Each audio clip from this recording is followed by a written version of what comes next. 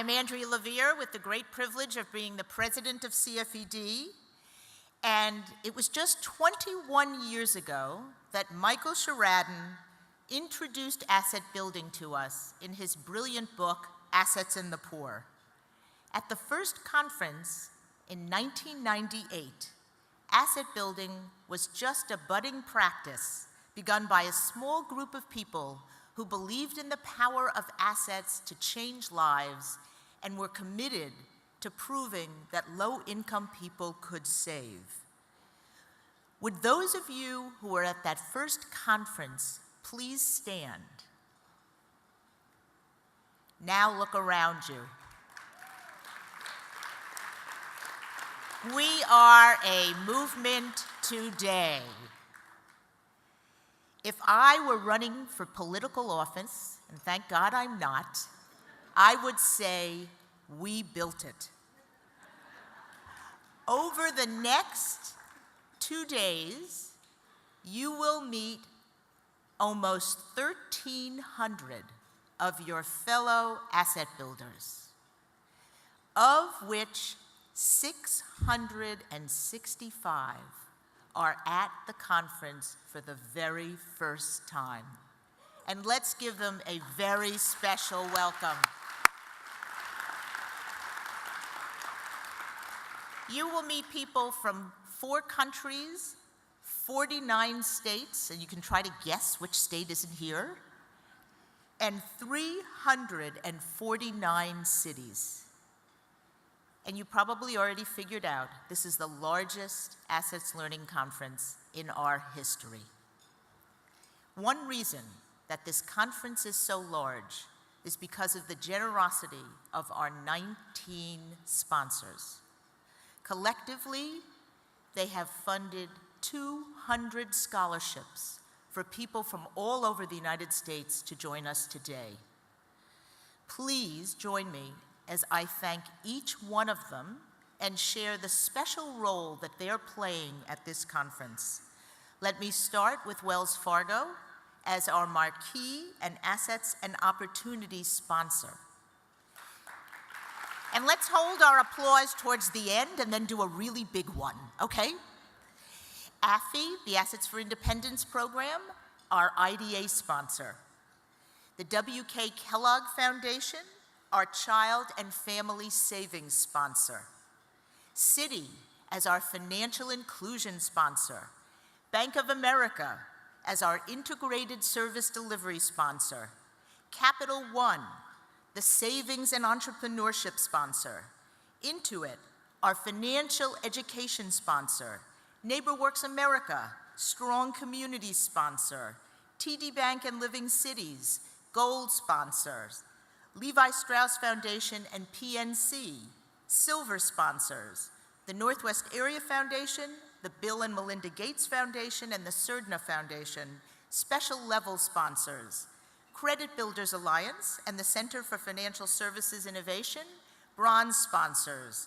And the Walter and Elise Haast Fund and the State Bank of India, located in California, sponsors.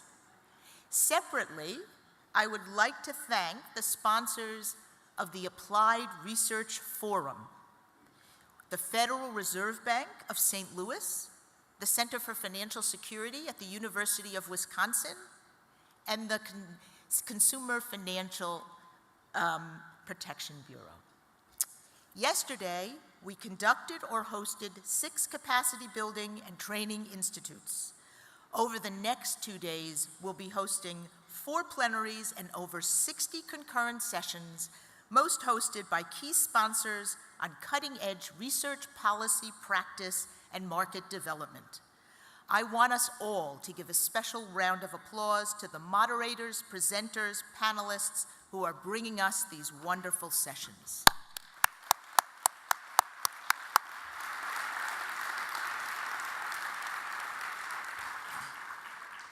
So this morning, it is my special privilege to talk to you about the state of this movement that we have built and about a major opportunity now facing our movement to bring about broad transformational change.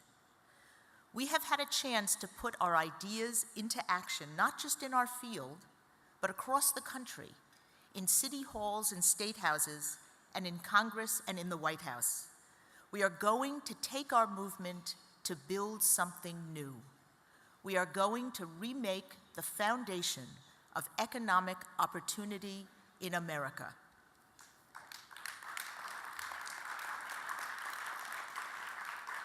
We are still reeling from the impacts of the worst economic downturn from the Great Depression.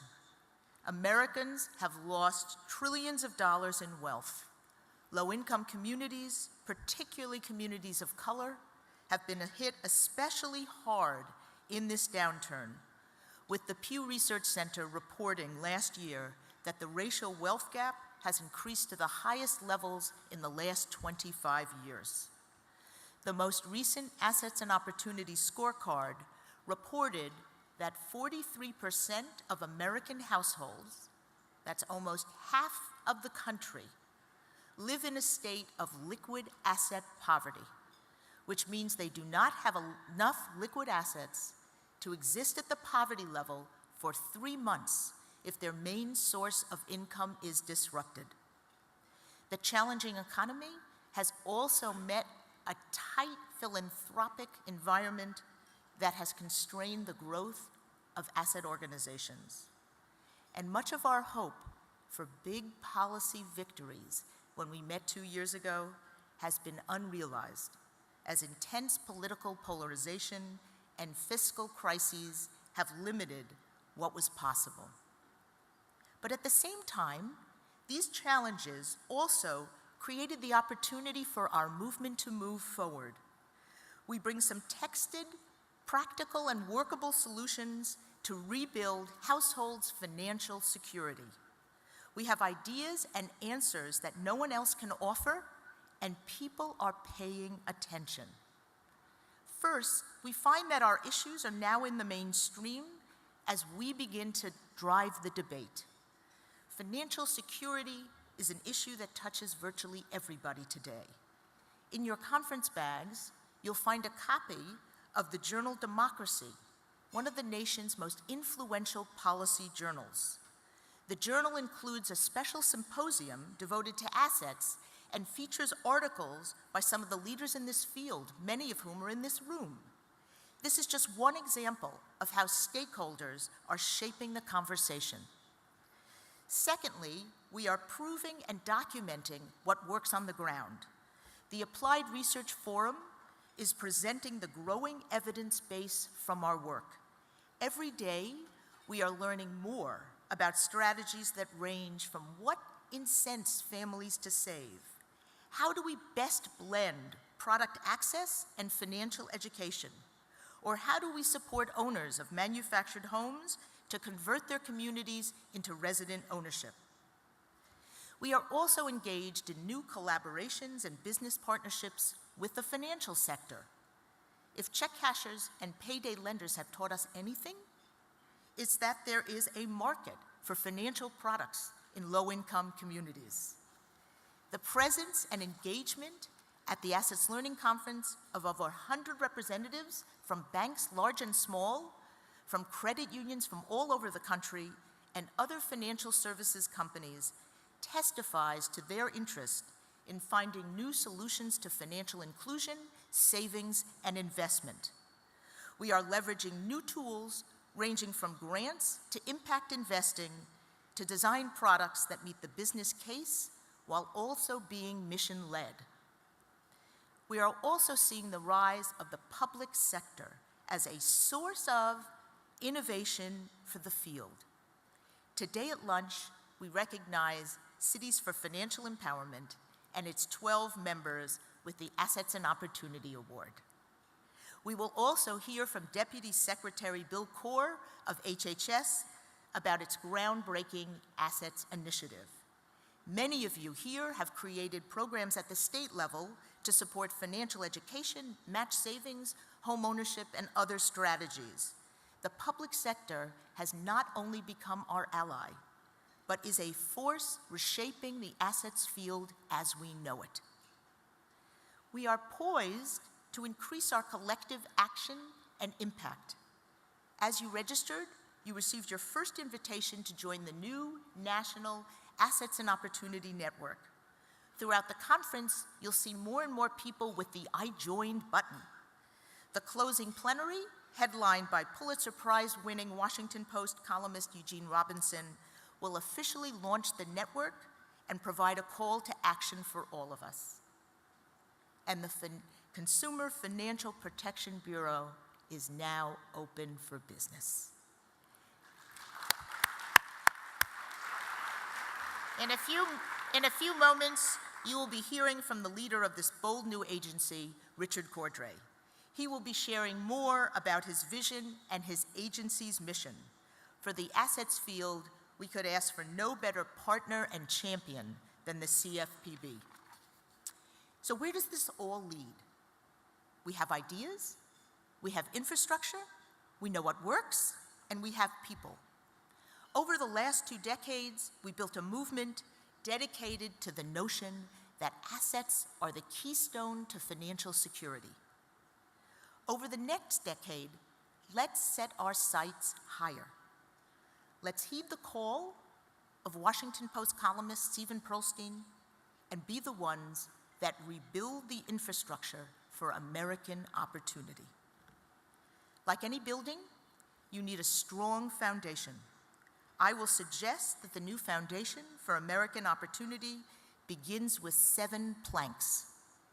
Plank 1, it starts with financial inclusion. If you're not part of the financial mainstream, the doors of opportunity are closed to you.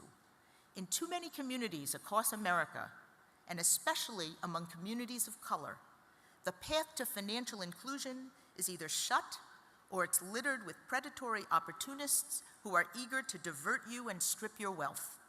The right to opportunity includes the right to join the financial mainstream. We are already making progress with bank-on programs and innovative prepaid cards and new mobile payment plans, but our work has only begun. We also need to show how an inclusive economy is not just good for Americans, it's good for growth. Plank 2, we are building financial capability where knowledge informs decisions and behavior. For years, the strategy for addressing financial insecurity has too often been to provide more financial education. We now know that while financial education is necessary and should be part of every school curriculum, it's not sufficient. Our goal was to be now financial capability, which the President's Advisory Council on Financial Capability, of which CFED's board member Jamie Barrera is a member, defines as the capacity based on knowledge, skills, and access to manage financial resources effectively. The goal here is not just knowledge, but behavior change based on that knowledge.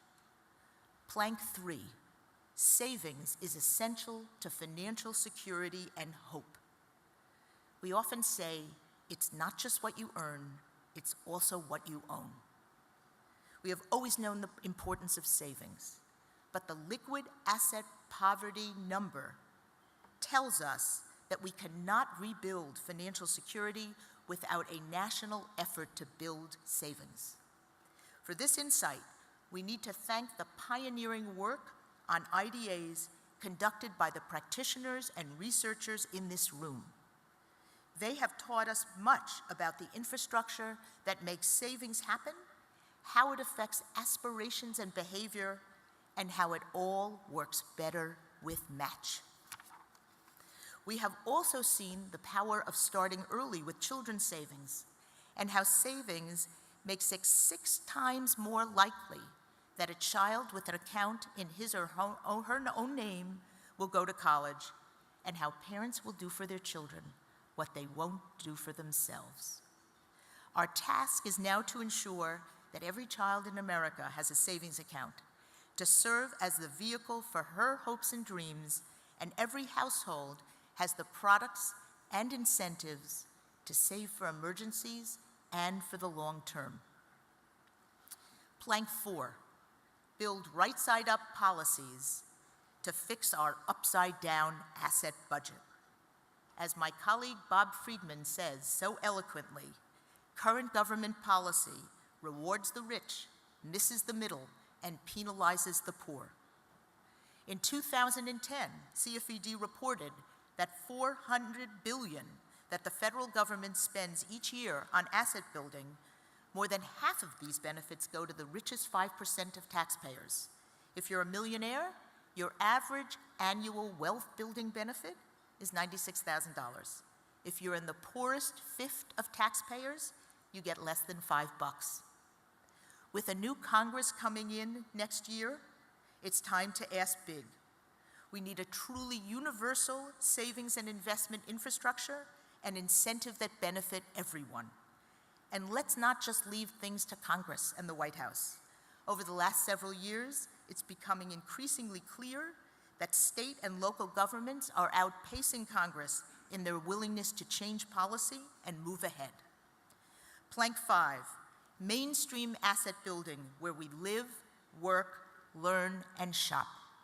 2 years ago at this conference, Jonathan Mintz coined the unforgettable phrase that asset building was the super vitamin that made anti-poverty programs work better. We find public housing authorities now launching children's savings accounts, Vita sites serving self-employed entrepreneurs, credit unions buying check cashers, and domestic violence shelters offering financial counseling and IDAs. The opportunities and innovations are endless. We must prove how mainstreaming asset building not only creates better outcomes, but also can save us money. Plank 6, remember protections or risk losing it all. Over the past 4 years, we have learned one undeniable lesson. Markets are not self-regulating, and this lesson keeps repeating itself. We have also learned the hard way how crucial it is to balance the power and contributions of the markets with a larger purpose of what is best for society. It requires public education and public safeguards. And given the pace of technological change and market innovation, it takes constant vigilance. And Plank 7, it takes a movement to change American capitalism. If it takes a village to raise a child, it will take a movement to rebuild the foundation of American opportunity. Today, we are joined by numerous national organizations leading on civil, human, and Native American rights, consumer protection, tax preparation, educational reform, healthcare, affordable housing, disability rights, immigration reform, and many others who have generously added assets to their agenda. In order to make the change we want to see in this world, we need both a coordinated and effective constituency to advocate for policies to help families achieve financial security. And we need a more effective way to collaborate nationally, to learn and test better ways of expanding economic opportunity. This is exactly what the Assets and Opportunity Network is designed to do. So in conclusion, Nobel Prize winner Joseph Stiglitz calls out the importance of social capital in making an economy work. He says, civic virtue is fragile. Economists often underestimate the role of trust in making our economy work. But we don't. At heart, our struggle for social and economic justice is about creating social capital in places abandoned by the mainstream economy as the force that brings them back into the economy, or as we say, the price of hope. I'll end on a personal note. Many of you know we are in the midst of the Jewish High Holy Days, and where we welcome the new year and look backward to atone for our sins. The guiding belief in my spiritual life has been the concept of tikkun olam, which is translated from the Hebrew as repairing the world. As we move forward together to hammer our 7 planks to build a new foundation for American opportunity, we will have answered one of the greatest challenges of our time and succeeded in transforming our part of the world for the better. Thank you.